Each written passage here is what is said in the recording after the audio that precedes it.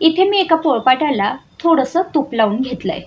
आपण इथे वड्यात छान लाटून घेणार आहोत, त्यासाठी या पोळपाटाला मी तूप लावून घेतलंय। त्यासोबत लाटण्याला सुद्धा तूप लावून घ्यायचंय। तुपाऐवजी तेल सुद्धा तुम्ही वापरू शकता। कढईमध्ये 1 वाटी तीळ घेतले आणि तीळ आपल्याला मध्यम गॅसवरती भाजून घ्यायचे। 2-3 मिनिटं हे तीळ भाजून झाल्यानंतर हे मी बाजूला काढून घेतले। आता ह्याच कढईमध्ये पुन्हा 2 चमचे पाणी टाकायचं आणि त्यामध्ये 1 वाटी गूळ टाकून घ्यायचा आहे। आता हा गूळ आपल्याला इथे छान वितळून घ्यायचा आहे।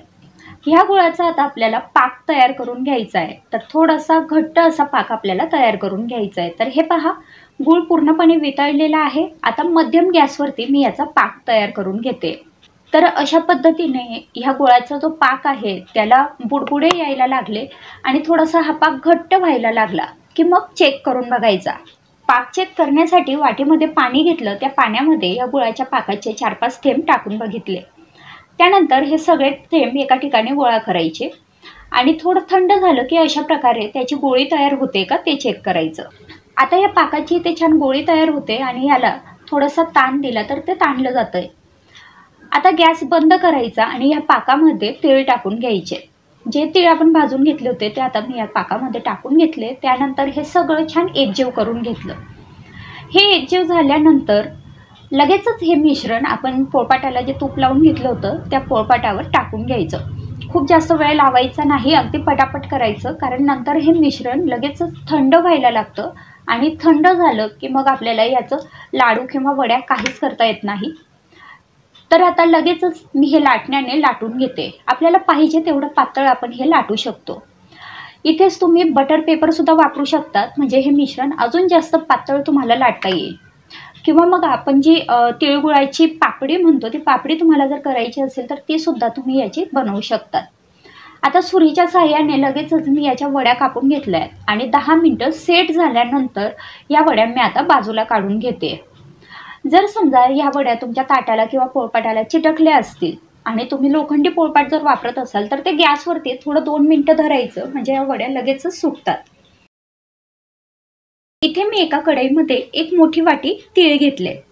हे तीळ आपल्याला मध्यम गॅसवरती छान खमंग भाजून घ्यायचे। खूप जास्त वेळ लागत नाही, 3 ते 4 मिनिटात आपले तीळ छान भाजून होतात। तर हे पहा, आपले तीळ इथे छान भाजून झालेले आहेत। आता मी हे तीळ बाजूला काढून घेते। त्यानंतर ह्याच कढईमध्ये मी 2 छोटे चमचे पाणी घेतलंय। गॅसची फ्लेम लो करायची। त्यानंतर याच्यात आपल्याला 1 वाटी गूळ टाकून घ्यायचा आहे। हा चिक्कीचा गूळ आहे। हा गूळ आता आपल्याला ह्या पाण्यामध्ये वितळून घ्यायचा आहे। मध्यम गॅसवरतीच आपल्याला याचा पाक बनवून घ्यायचा आहे। हाय फ्लेमवरती हा पाक बनवू नका, नाहीतर मग बऱ्याचदा आपला पाक कडवट लागायला लागतो।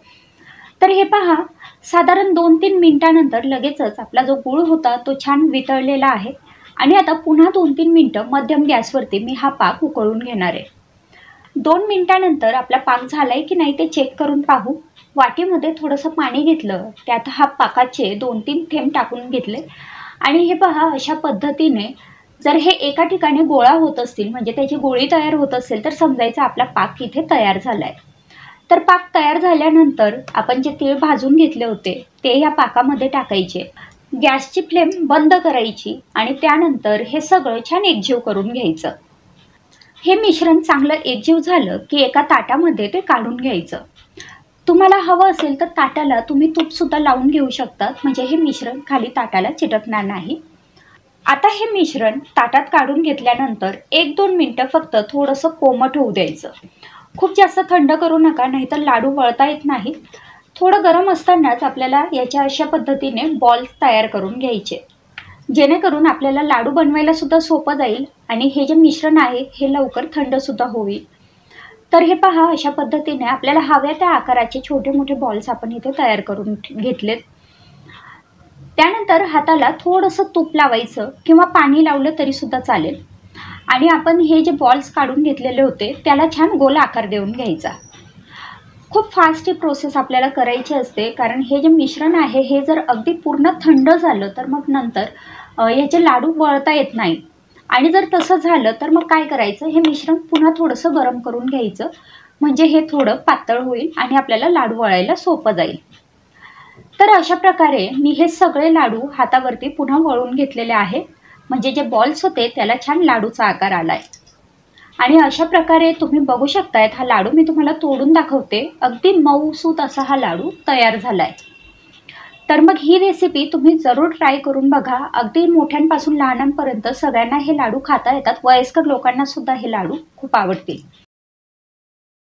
एका मिक्सरच्या भांड्यामध्ये मी भाजून घेतलेले तीळ घेतले, तर साधारण पाऊण वाटी एवढे हे तीळ आहेत। हे तीळ मी मिक्सरमधनं वाटून घेतले, पण हे वाटताना खूप जास्त बारीक वाटायचे नाही, थोडेसे जाडसर वाटायचे। हे पहा अशा पद्धतीने। आता एका कढईमध्ये साधारण पाव कप एवढं मी पाणी घेतलंय आणि त्यात पाऊण वाटी गूळ टाकून घेतलाय। आता गूळ आपल्याला ह्या पाण्यामध्ये चांगला वितळून घ्यायचा आहे। ह्या गुळाचा आपल्याला अगदी पक्का पाक करायचा आहे। तो पाक कसा चेक करायचा हे आपण पुढे पाहूच। मध्यम गॅसवरती आता मी हा पाक तयार करून घेते। आपण याच्यात भरपूर पाणी टाकलंय, त्यामुळे हा पाक तुम्ही हाय फ्लेमवरती सुद्धा करू शकतात। फक्त ह्या स्टेजला पाक आला की गॅसची फ्लेम लो करायची। हे पहा अशा पद्धतीने पाक थोडा घट्ट व्हायला लागेल आणि त्याचा रंग सोनेरी व्हायला लागला की मग चेक करून बघायचं। आता हा पाक चेक करण्यासाठी वाटीमध्ये पाणी घेतलं, त्यात ह्या पाकाचे 5-6 थेंब टाकून बघितले। अगदी 5 ते 7 सेकंदानंतर लगेचच चेक करून बघायचा। पाक थंड झाल्यावर अशा पद्धतीने तुटायला पाहिजे। तर हे पहा पाकाला अजिबात लवचिकपणा नाहीये, लगेचच तुटतोय। तर चिक्कीसाठीचा हा पाक आपला तयार झालाय, म्हणजे पक्का पाक इथे तयार झालाय। आता गॅस बंद केलाय आणि याच्यात अगदी पाव चमचा सोडा टाकून घेतलाय, खाण्याचा सोडा। हा खाण्याचा सोडा या पाकामध्ये छान मिक्स करून घेतलाय। यामुळे हा पाक एक तर थोडासा फ्लफी व्हायला लागतो आणि दुसरं म्हणजे ही जी चिक्की आहे ती आपण जी बाजारातली विकतची चिक्की आणतो अगदी तशी तयार होते।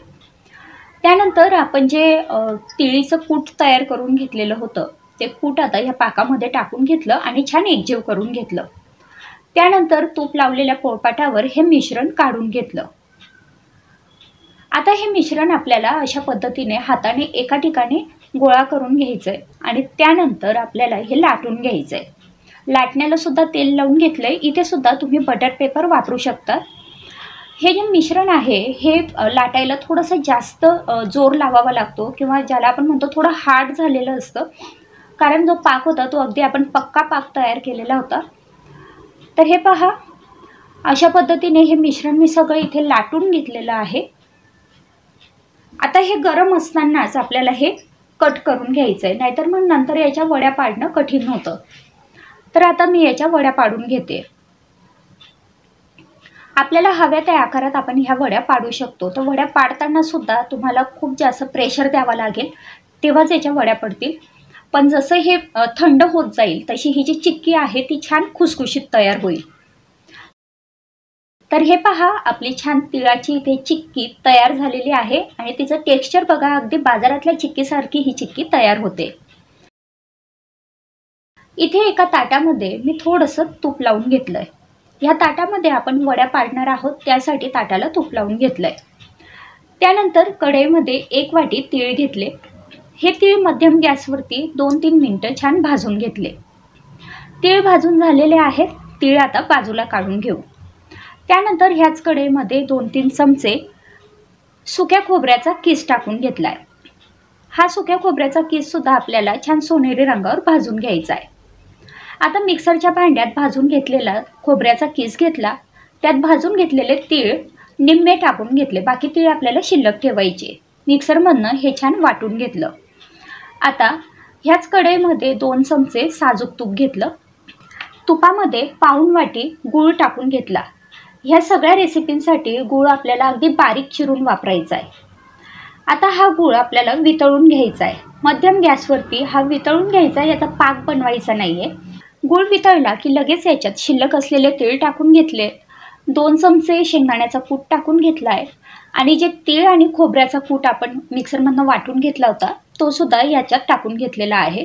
गॅसची फ्लेम लो ठेवायची आणि लो फ्लेमवरती हे छान एकजीव करून घ्यायचं। हे आपल्याला खूप जास्त वेळ इथे शिजू द्यायचं नाहीये, त्यामुळे ही प्रोसेस फास्ट करायची। आता हे पहा हे छान एकजीव झालेलं आहे। आता लगेच गॅस बंद करू आणि हे जे मिश्रण आहे हे तूप लावून घेतलेल्या ताटात काढून घेऊ। हे मिश्रण आता आपल्याला छान पसरून घ्यायचं आहे। तर हे गरम आहे त्यामुळे हाताला आपण थोडंसं पाणी लावून हे थापू शकतो किंवा मग अशा पद्धतीने एखाद्या वाटीचा वापर करून हे छान थापून घ्यायचं आहे। आपण हे सगळं छान पसरून घेतलेलं आहे। आता लगेच याच्या वड्या पाडून घ्यायच्या। या वड्या पाडून झाल्या की एक 10 मिनिटं आपल्याला हे सेट होण्यासाठी ठेवायचं आहे। तर 10 मिनिटानंतर आपल्या ज्या वड्या आहेत त्या इथे छान तयार झालेल्या आहेत।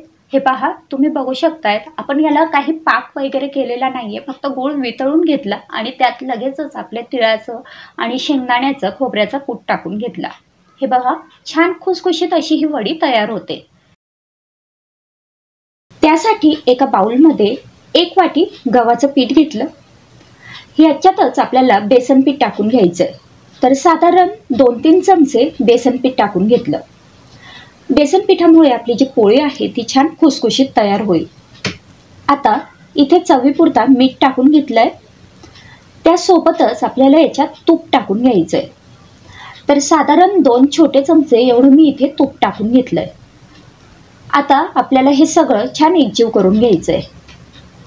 तूप टाकल्यामुळे आपली जी पोळी आहे ती थोडीशी मऊ राहील आणि शिवाय ही खुसखुशीत होण्यात सुद्धा मदत होईल। आता थोडं थोडं पाणी टाकून आपल्याला ही कणिक मळून घ्यायची आहे। ही कणिक मळत असताना खूप जास्त सैल मळू नका। ही कणिक आपल्याला चपातीच्या कणकेपेक्षा थोडीशी घट्ट मळायची आहे, तेव्हाच या पोळ्या खुसखुशीत होतील। पण जर तुम्हाला मऊ लुसलुशीत अशी पोळी हवी असेल तर ही कणिक सुद्धा सैल मळू शकतात। तर तुम्ही बघू शकताय, इथे ही जी कणिक आहे ही आता मळून झालेली आहे। आता ही आपण झाकून ठेवू आणि सारण बनवून घेऊ। सारण बनवण्यासाठी एका कढईमध्ये 1 वाटी शेंगदाणे घेतले। हे शेंगदाणे आपल्याला मध्यम गॅसवरती छान खमंग असे भाजून घ्यायचे। शेंगदाणे भाजत असताना गॅसची फ्लेम लो ठेवा किंवा मीडियम ठेवा। हाय फ्लेमवर भाजले तर ते वरून करपतील आणि आतमध्ये कच्चेच राहतील। तर त्यामुळे मध्यम गॅसवरतीच हे शेंगदाणे 4-5 मिनिटं भाजून घ्या। तुम्ही बघू शकताय, शेंगदाणे छान भाजून झालेले आहेत। आता हे शेंगदाणे आपण बाजूला काढून घेऊ। आता ह्याच कढईमध्ये मी 1 वाटी तीळ घेतले। हे तीळ सुद्धा आपल्याला मध्यम गॅसवरती भाजून घ्यायचे। तीळ भाजायला खूप जास्त वेळ लागत नाही, 1-2 मिनिटातच आपले तीळ छान भाजून होतील। तीळ भाजत असताना जेव्हा हे तीळ ह्या पद्धतीने फुटायला लागतील तर त्यानंतर आपले तीळ भाजले गेलेत असे समजायचं। तर आता हे तीळ सुद्धा इथे भाजून झालेले आहेत। आता गॅस बंद करू आणि तीळ आणि शेंगदाणे आपल्याला पूर्णपणे थंड होऊ द्यायचे। तीळ शेंगदाणे पूर्णपणे थंड झालेले आहेत। आता एका मिक्सरच्या भांड्यात मी शेंगदाणे घेतलेत। शेंगदाण्यांचा आपल्याला साल काढून घ्यायचा आहे। त्यासोबतच तीळ इथे टाकून घेतलेले आहेत। लक्षात असू द्या, तीळ आणि शेंगदाणे पूर्णपणे थंड होऊ द्या आणि त्यानंतरच मिक्सरच्या भांड्यात टाका। पाऊण वाटी गूळ टाकून घेतलेला आहे आणि हे सगळं मिक्सरमधनं बारीक वाटून घ्यायचं आहे। यासोबतच तुम्ही इथे काही ड्रायफ्रूट वापरू शकतात किंवा तुम्हाला वेलची पूड, जायफळ काही टाकायचं असेल तर ते सुद्धा तुम्ही इथे टाकू शकतात। मी हे सारण असंच वापरणार आहे। आता आपली कणिक सुद्धा इथे सेट झालेली आहे। आता कणकेतला एक छोटासा गोळा घेतला। आपली जी नेहमीची चपाती असते त्याच्या गोळ्यापेक्षा भरपूर छोटा गोळा घ्या, म्हणजे ही जी पोळी आहे ती आपल्याला अगदी पातळ लाटता येईल आणि छान खरपूस अशी भाजता येईल। आता या गोळ्याला मी या पद्धतीने वाटीचा आकार देते। जर तुम्हाला ही प्रोसेस स्किप करायची असेल तर तुम्ही डायरेक्ट याची छोटीशी पुरी लाटून घेऊ शकता। आता याच्यात मी 2 चमचे सारण भरून घेतलंय। सारण भरून झाल्यानंतर हे सारण अशा पद्धतीने छान प्रेस करायचं, म्हणजे त्या गोळ्यातून ते बाहेर येणार नाही आणि हा गोळा छान बंद करून घ्यायचा आहे। हे पहा, ह्या पद्धतीने हा गोळा आपण बंद करून घेतलाय। कणिक आपण थोडीशी घट्ट मळलेली आहे त्यामुळे हे सारण ह्या गोळ्यातून बाहेर येत नाही आणि आपल्याला पोळी लाटताना सुद्धा काहीच प्रॉब्लेम येत नाही। आता पीठ लावून मी याची पातळ अशी पोळी लाटून घेते। आपल्याला किती जाड किंवा पातळ हवी आहे त्या अंदाजाने आपण ही पोळी लाटू शकतो। पण जर खरपूस पोळी हवी असेल तर ही पोळी पातळ लाटा आणि जर मऊ लुसलुशीत पोळी हवी असेल तर थोडीशी जाड ठेवली तरी चालेल। आता हे पहा, ही पोळी इथे लाटून झालेली आहे। आता पोळी भाजून घेऊ। त्यासाठी तवा गरम करत ठेवला होता। तव्यावर थोडंसं तूप टाकून घेतलंय। त्यानंतर त्याच्यावर आपण जी पोळी लाटून घेतली होती ती टाकून घेतली आणि आता ही पोळी मध्यम गॅसवरती मी खमंग अशी भाजून घेणार आहे। पोळी मला खरपूस करायची म्हणून मी मध्यम गॅसवरती भाजते, पण जर तुम्हाला मऊ पोळी हवी असेल, लुसलुशीत पोळी हवी असेल तर हाय फ्लेमवरती भाजा, म्हणजे ही पोळी छान लुसलुशीत तयार होईल। तर आता मध्यम गॅसवरती मी ही पोळी छान खमंग भाजून घेते। पोळी भाजत असताना 1 ते 2 चमचे आपल्याला हवं तसं आपण इथे तूप सोडू शकतो।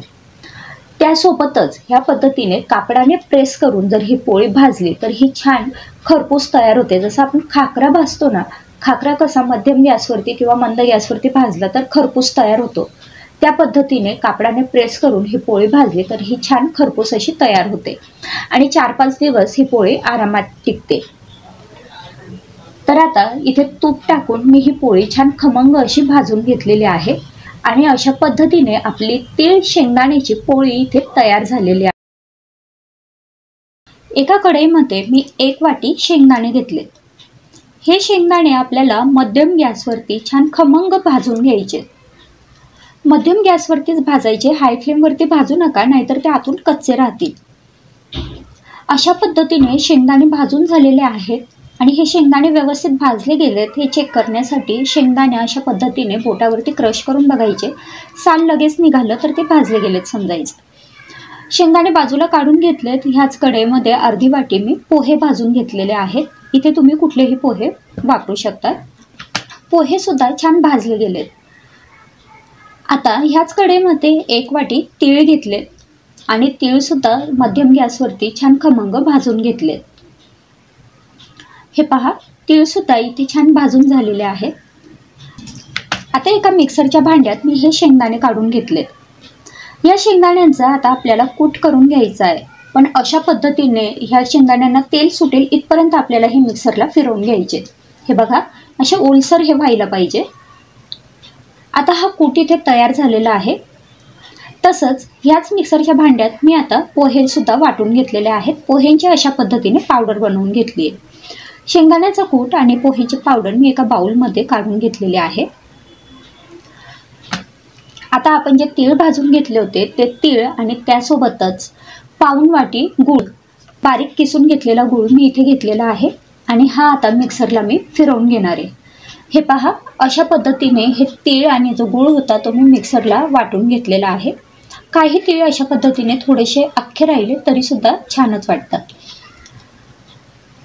आता हे सगळं मिश्रण मी एकजीव करून घेतलेलं आहे। हे पहा, अशा पद्धतीने हे सगळं मिश्रण एकजीव करायचंय। आवश्यकता तुम्हाला वाटत असेल तर तुम्ही याच्यात थोडंसं तूप टाकू शकता, पण तशी काही गरज पडत नाही। आता आपल्याला याचे लाडू वळून घ्यायचे। तर आपल्याला हव्या त्या आकारात याचे लाडू वळून घ्यायचे। तर अशा पद्धतीने हे थंडीसाठीचे अगदी झटपट 10 मिनिटाच्या आत होणारे लाडू तयार झालेले आहेत। त्या कढईमध्ये मी साधारण 200 ग्रॅम मुरमुरे घेतलेत, म्हणजेच कुरमुरे। आता हे जे मुरमुरे आहेत हे आपल्याला मध्यम गॅसवरती खरपूस होईपर्यंत भाजून घ्यायचे। तसे तर हे सुरुवातीला जेव्हा आपण दुकानातून आणतो तेव्हाच कुरकुरीत असतात, पण काही दिवसांनी हे मऊ पडतात, त्यामुळे यांना छान कढईमध्ये भाजून घ्यायचे।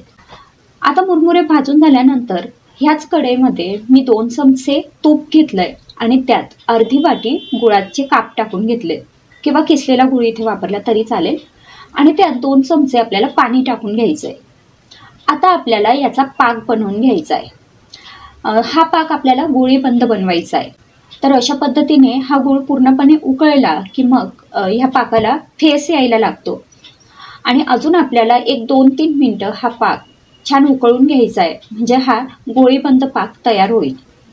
पाक अशा पद्धतीने थोडासा घट्ट झाला की मग एका वाटीमध्ये पाणी घ्यायचं आणि त्यात हा पाक टाकून बघायचा। त्यानंतर ह्या पाकाची अशा पद्धतीने गोळी तयार होत असेल तर समजायचं पाक तयार आहे। तर आपला पाक इथे तयार आहे। आता याच्यात भाजून घेतलेले कुरमुरे टाकून घ्यायचे आणि हे सगळं छान एकजीव करून घ्यायचंय। गॅसची फ्लेम इथे आपण बंद करणार आहोत। आता हे सगळं छान एकजीव झालं की मग आपल्याला याचे लाडू वळून घ्यायचे।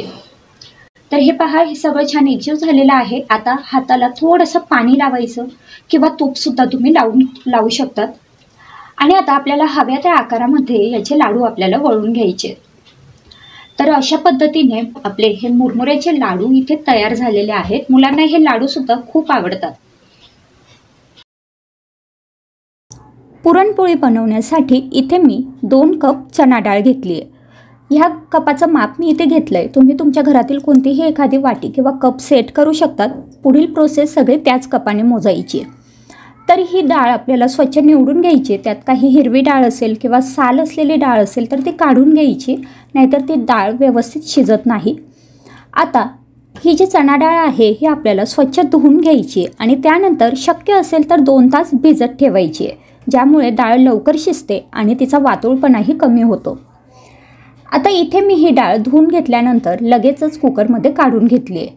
मला इथे डाळ भिजत ठेवायला वेळ नाही आहे, त्यामुळे मी ही डायरेक्ट कुकरमध्ये काढून घेतली आहे. आता याच्यात 4 कप पाणी टाकायचं आहे.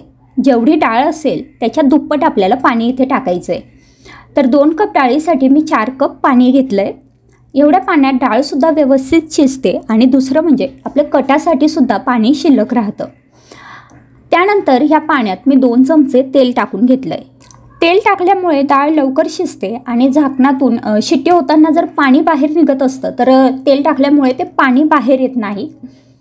आता कुकरचं झाकण बंद करायचं आणि 4-5 शिट्ट्या ह्या डाळीच्या करून घ्यायच्या आहेत.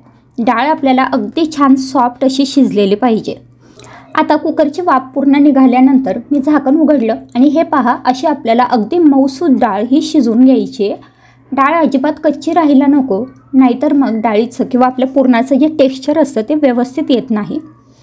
आता ही शिजलेली डाळ मी एका चाळणीत काढून घेतली आहे, जेणेकरून त्यातलं पाणी सेपरेट होईल आणि हे जे पाणी आहे हे आपल्याला कटाच्या आमटीसाठी वापरता येईल. आता चाळणीत ही जी डाळ आता आपण काढून घेतली आहे ती डाळ आपल्याला बारीक करून घ्यायची आहे. तर चाळणीतूनच ही डाळ मी अशी बारीक करून घेते. त्यासाठी इथे मी असा गोल चमचा वापरला आहे. तुम्ही तुमच्याकडे जर पेला असेल, ग्लास असेल किंवा वाटी असेल त्याचाही वापर करू शकतात. ही डाळ गरम असतानाच आपल्याला अशी वाटून घ्यायची आहे. पुरणयंत्र जर तुमच्याकडे असेल तर त्याचा वापर करा, त्याच्याने सुद्धा ही डाळ छान वाटली जाते. आता बरेच जण ही डाळ आधी गूळ आणि साखर टाकून शिजवून घेतात, नंतर वाटतात. पण मग तसं केलं तर डाळ थोडी चिकट होते आणि ती वाटायला त्रास होतो. तर त्यामुळे ही डाळ मी आधीच वाटून घेतली आहे. आता वाटलेल्या डाळीमध्ये आपल्याला 1 कप साखर आणि 1 कप गूळ टाकून घ्यायचा आहे. जेवढी डाळीची क्वांटिटी होती म्हणजेच 2 कप, तेवढीच आपल्याला साखर आणि गूळ मिळून क्वांटिटी घ्यायची आहे. आता काही जण फक्त साखर वापरतात तर त्यांनी डायरेक्ट 2 कप साखर टाकायची आणि काही जण फक्त गूळ वापरतात तर त्यांनी डायरेक्ट 2 कप गूळ टाकायचा. गूळ थोडासा जास्त गोड असतो तर तो थोडा कमी वापरला तरी चालेल. आता ही गूळ आणि साखर मी या पुरणामध्ये छान मिक्स करून घेते. हे पहा, असं मिक्स करून घेतल्यानंतर आता मध्यम गॅसवरती मी हे पुरण शिजवून घेणार आहे. हे पुरण शिजवताना गॅसची फ्लेम लो किंवा मध्यम ठेवा. हाय फ्लेमवरती जर पुरण शिजवलं तर ते कढईला चिटकण्याची शक्यता असते. हे जे पुरण आहे हे आपल्याला मध्यम गॅसवरती सतत ढवळत असं शिजवून घ्यायचं आहे. पुरण शिजवताना जाडच कढई वापरायची. स्टीलची कढई जर वापरली तर बऱ्याचदा हे पुरण त्या कढईला चिटकतं आणि करपतं. तर आता हे पहा, पुरण मी इथे साधारण 7 ते 8 मिनटं मध्यम गॅसवर शिजवून घेतलं आहे. आता पुरण बऱ्यापैकी घट्ट झालेलं आहे. तर हे पुरण आता परफेक्ट शिजलं आहे हे कसं ओळखायचं, तर पुरण असं एका जागी सगळं गोळा करायचं. त्यानंतर त्यात असा चमचा उभा ठेवायचा. हा चमचा जर असा उभाच राहिला तर आपलं पुरण परफेक्ट शिजलं आहे असं समजायचं. आणि जर चमचा उभा ठेवल्यानंतर आडवा पडत असेल तर समजायचं पुरण अजून 2-3 मिनटं शिजवण्याची गरज आहे. आता या पुरणात मी अर्धा चमचा वेलची पावडर टाकून घेतली आहे आणि पुन्हा हे छान एकजीव करून घेतलं आहे. आता पुरण थंड होऊ द्यायचं आणि नंतर आपल्याला पुरणपोळी बनवायला घ्यायची आहे. तर जेव्हा आपण डाळ शिजत लावत असतो तर तेव्हाच आपल्याला कणिकसुद्धा मळून घ्यायची असते. मी इथे शूटमध्ये दाखवते त्यामुळे मी ही कणिक पुरण झाल्यावर मळून घेते. तर आता इथे मी कणिक मळण्यासाठी 2 कप गव्हाचं पीठ घेतलं आहे. जेवढी डाळ घ्यायची तेवढंच आपल्याला गव्हाचं पीठही घ्यायचं आहे. तर हे गव्हाचं पीठ मी अगदी बारीक जी पिठीची चाळणी असते त्याच्याने चाळून घेते. ही चाळणी आपल्याकडे नसेल तर आपण एखाद्या कापडाने सुद्धा हे पीठ चाळून घेऊ शकतो. पण पुरणपोळीसाठी पीठ अगदी बारीक हवं. त्यानंतर याच्यात मी अर्धा चमचा मीठ टाकून घेतलं किंवा चवीपुरता मीठ टाकायचं. 2 चमचे तेल टाकून घेतलेलं आहे आणि आता हे सगळं छान एकजीव करून घेते. आता थोडं थोडं पाणी टाकायचं आणि आपल्याला याची कणिक मळून घ्यायची आहे। आपली जी रोजची चपातींची कणिक असते तशीच ही कणिक आपल्याला मळून घ्यायची आहे। खूप जास्त घट्टही नको आणि खूप जास्त सैलही नको। तर आता हे पहा, ही कणिक इथे मळून झालेली आहे। आता ही कणिक आपल्याला 5 मिनटं तरी छान मळून घ्यायची आहे। म्हणजे जेवढी कणिक चांगली मळली जाते तेवढ्या आपल्या ज्या पोळ्या आहेत त्या छान तयार होतात। तर कणिक मळत असताना आपण सुरुवातीला 2 चमचे तेल टाकलं होतं। आता पुन्हा मी इथे 1 चमचा तेल टाकून घेतलं आहे आणि तेल टाकल्यानंतर 2-3 मिनटं ही कणिक अशी छान मळून घेतली आहे। हे पहा, आता आपली कणिक इथे मळून झालेली आहे। आता ही कणिक आपल्याला सेट होण्यासाठी ठेवायची आहे। तर साधारण 15 मिनटं ही कणिक आपल्याला अशी सेट होऊ द्यायची आहे, पण ही आपल्याला झाकून ठेवायची आहे। कणिक झाकण्यासाठी इथे मी एक स्वच्छ रुमाल घेतला आहे। तो रुमाल ओला करून घ्यायचा आणि ह्या कणकेवरती झाकून ठेवायचा आणि ह्या रुमालाच्या वरती थोडंसं पाणी शिंपडून घ्यायचं आणि अशी ही कणिक आपण 15 मिनटं झाकून ठेवली होती। 15 मिनटानंतर तुम्ही बघू शकतायत कणिक अगदी छान सॉफ्ट अशी तयार झालेली असते। छान कापसासारखे मऊ मऊ कणिक तयार होते। त्यानंतर पुन्हा मी याच्यात 2 चमचे तेल टाकून घेतलं आहे। म्हणजे सुरुवातीपासून तर आतापर्यंत आपण ह्या कणकेमध्ये साधारण 4 ते 5 चमचे, आपला जो पोहे खाण्याचा चमचा असतो छोटा चमचा, ते 4-5 चमचे तेल मी इथे टाकून घेतलं आहे। तेल टाकल्यानंतर 5 मिनटं कणिक मळून घेतली, पुन्हा रुमालाने झाकून ठेवली। आता ह्याच्यातून आपल्याला लागेल तसा गोळा काढून आपल्याला पोळी बनवायची आहे। पुरणपोळी बनवण्यासाठी पोळपाटाला मी एक सुती रुमाल बांधून घेतला आहे। यामुळे पोळी छान पातळ लाटता येते आणि पोळपाटाला चिकटतही नाही। आता इथे आपण जी कणिक मळून घेतली होती त्याचा एक छोटा गोळा घेतला। त्या गोळ्याला ह्या पद्धतीने थोडंसं तेल लावून असं आतल्या बाजूने मळून घ्यायचं। हे पहा, असं फोल्ड करत जायचं म्हणजे हा गोळा छान मळला जातो आणि ह्या पद्धतीने जर तुम्ही गोळा तयार केला तर त्याची पुरणपोळी खूप छान सॉफ्ट तयार होते। तर इथे आपला हा जो गोळा आहे हा तयार आहे। आता गोळ्याला पीठ लावून घ्यायचं आणि छान एक छोटीशी याची पारी लाटून घ्यायची। हे पहा, ही लाटून झाल्यानंतर याच्यात आपल्याला पुरण भरून घ्यायचं आहे। जेवढा आपण कणकेचा गोळा घेतला होता त्याच्या 1.5 पट आपल्याला पुरणाचा गोळा घ्यायचा आहे। म्हणजे कणकेच्या गोळ्यापेक्षा पुरणाचा गोळा मोठा असायला हवा। तुम्ही पहिल्यांदाच ही पोळी बनवत असाल तर जेवढा कणकेचा गोळा घेतला आहे तेवढाच पुरणाचा गोळा घेतला तरीसुद्धा चालेल। आता पुरणाचा गोळा ठेवून ही जी पारी होती ती सगळ्या बाजूने छान बंद करून घेतली। आता पीठ लावून हलक्या हाताने ही पोळी लाटून घ्यायची। पुरणपोळी लाटताना लाटणं जाड वापरायचं। जाड लाटण्याने ही पोळी एकसारखी लाटली जाते। बारीक लाटणं जर वापरलं तर ती पोळी कुठे जाड कुठे बारीक अशी लाटली जाते। तर आता हलक्या हाताने ही पोळी मी लाटून घेते। हलक्या हाताने पोळी लाटल्यामुळे एकतर ही पोळी कुठेच फाटत नाही, सगळ्या बाजूने खूप छान एकसारखी लाटली जाते। दुसरी गोष्ट म्हणजे ही पोळी अगदी छान टम्म अशी फुगते।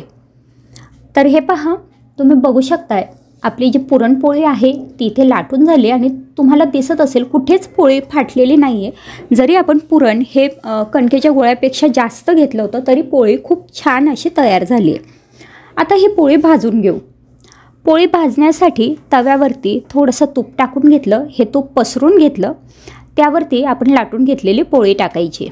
आता मध्यम गॅसवर ही पोळी आपल्याला भाजून घ्यायची आहे। लो फ्लेमवर भाजू नका, नाहीतर पोळ्या कडक होतात। तर मध्यम गॅसवरती ही पोळी मी एका बाजूने भाजून घेतली आहे। थोडेसे बबल यायला लागले की ही पोळी उलटून घ्यायची। उलटल्यानंतर लगेचच तुम्हाला दिसेल पोळी अगदी छान अशी फुगायला लागेल। हे बघा, अगदी छान अशी गुबगुबीत पोळी इथे फुगून झालेली आहे।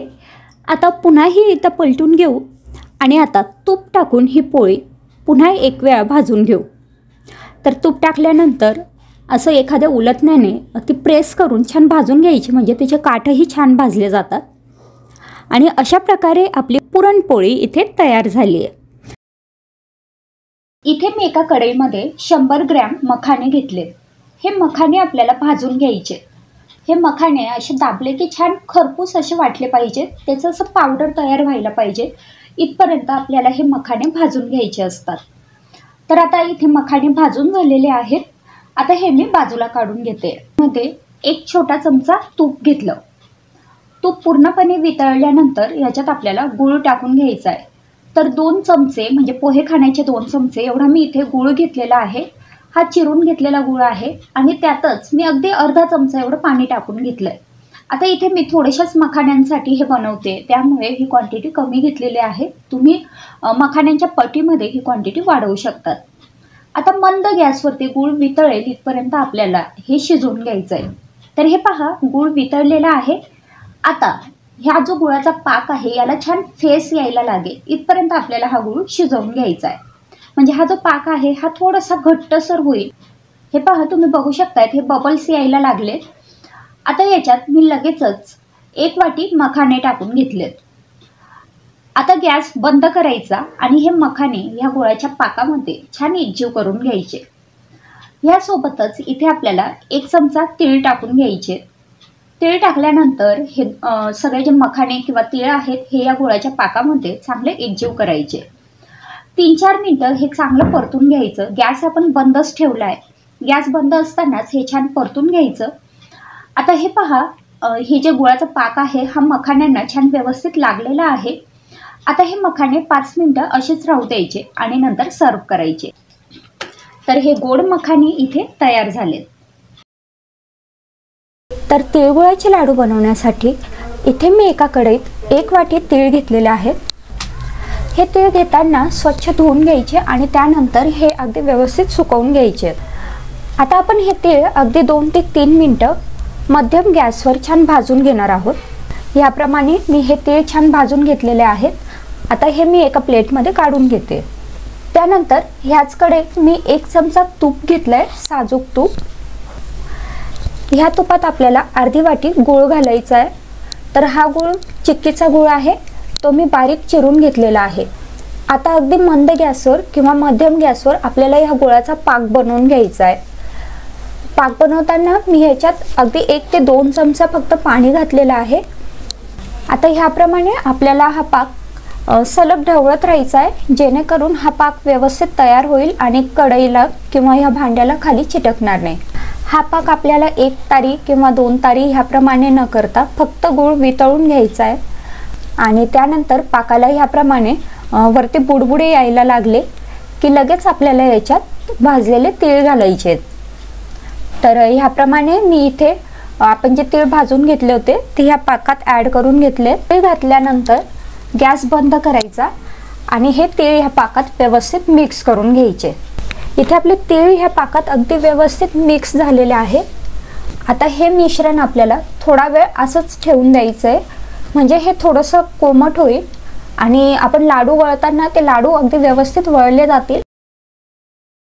तर साधारण 3 ते 4 मिनिटं मी हे मिश्रण थंड करून घेतलंय. थोडंसं कोमट असं हे झालेलं आहे. आता आपण ह्याचे लाडू वळायला घेऊ. तर त्यासाठी हाताला मी थोडंसं पाणी लावून घेतलंय, जेणेकरून हे मिश्रण आणि हे तीळ हाताला चिकटणार नाहीत.